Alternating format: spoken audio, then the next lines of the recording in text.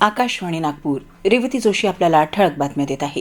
पंतप्रधान नरेंद्र मोदी यांच्या अध्यक्षतेखाली काल नवी दिल्लीत आर्थिक सल्लागार परिषदेच्या सदस्यांची बैठक झाली. या बैठकीत भारताचा आर्थिक परिवर्तन आणि दीर्घकालीन विकासात्मक प्राधान्यक्रम या मुद्द्यांवर सविस्तर चर्चा झाल्याचं पंतप्रधानांनी समाज माध्यमांवरच्या संदेशात म्हटलंय. आंतरराष्ट्रीय सीमेलगतच्या भागात होणारे आर्थिक व्यवहार, इमारतींचं बांधकाम तसंच मालमत्तांच्या खरेदी विक्रीवर काटेकोर लक्ष ठेवण्याची गरज असल्याचं केंद्रीय गृहमंत्री अमित शहा यांनी म्हटलंय. शहा यांनी ईशान्येकडील सीमावर्ती भागाच्या सुरक्षिततेसंदर्भात त्रिपुरातील सीमा सुरक्षा दलाच्या मुख्यालयात घेतलेल्या बैठकीत हे निर्देश दिले. त्यासोबतच सीमा भागात गेल्या 5 वर्षात जमिनींच्या नोंदी तपासण्याचे निर्देशही शहा यांनी या बैठकीत दिले आहेत. घरगुती स्वयंपाकाच्या गॅस सिलेंडरच्या दरात प्रति सिलेंडर मागे 29 रुपयांची वाढ करण्यात आली आहे. राजधानी दिल्लीमध्ये घरगुती एलपीजीची किंमत आजपासून 913 रुपयांवरून वाढून 942 रुपये झाली आहे.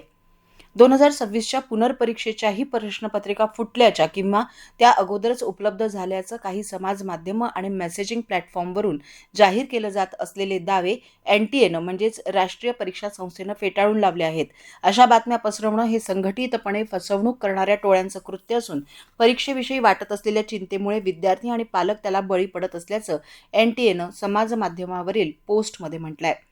देवस्थान जमीन निर्मूलन कायदा तूर्तास स्थगित करण्याचा निर्णय राज्य सरकारनं घेतलाय. महसूल मंत्री चंद्रशेखर बावनकुळे यांनी काल नागपुरात पत्रकार परिषदेत ही घोषणा केली. अफगाणिस्तान विरुद्धच्या एकमेव कसोटी सामन्यात न्यू चंडीगड इथं आज दुसऱ्या दिवशी भारत आपल्या पहिल्या डावात 3 बाद 368 धावांवरून खेळाला सुरुवात करेल. के.एल. राहुल आणि कर्णधार शुभमन गिल यांच्या शतकांमुळे भारताची स्थिती भक्कम आहे. जपानमध्ये सुरू असलेल्या 18 वर्षांखालील मुलांच्या आशिया चषक हॉकी स्पर्धेत भारतीय संघानं यजमान जपानचा 4-1 असा पराभव करत तिसऱ्यांदा हा चषक जिंकलाय. दरम्यान मुलींच्या संघानं दक्षिण कोरियाला हरवून कांस्य पदक पटकावलं.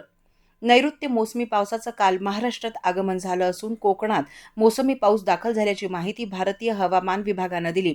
साधारणपणे 20 जूनपर्यंत संपूर्ण महाराष्ट्रात नैऋत्य मोसमी पाऊस सक्रिय होईल असा अंदाजही व्यक्त करण्यात आलाय.